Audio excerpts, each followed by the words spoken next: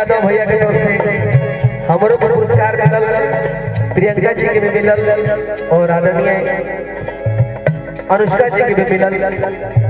अमित भैया के तरफ से दिल से हार्दिक हार्दिक अभिनंदन वंदन दादा कौन लगी बा।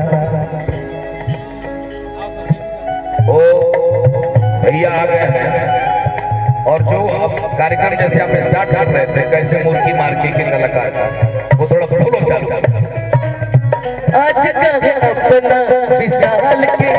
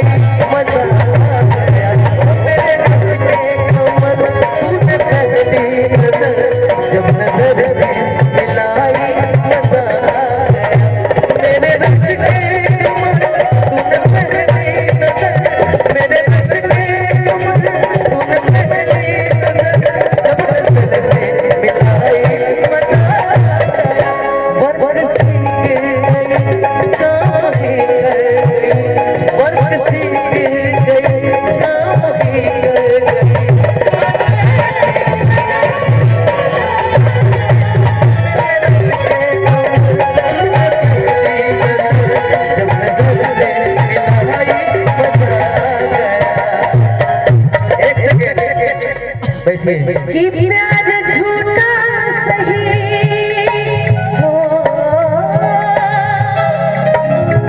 प्यार झूठा सही दुनिया को दिखा दिया, प्यार झूठा सही दुनिया को दिखा दिया, किसी और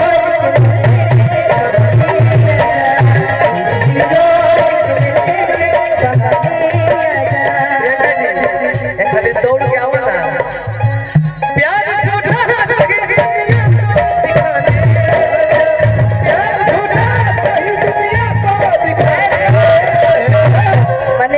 लड़की दौड़ के आई, लड़का ना सकेला ना लड़की आवे तो छम छम पायल बाजे। सुना तू कदम तू चला, तू कदम हम चला, ठीक है बा।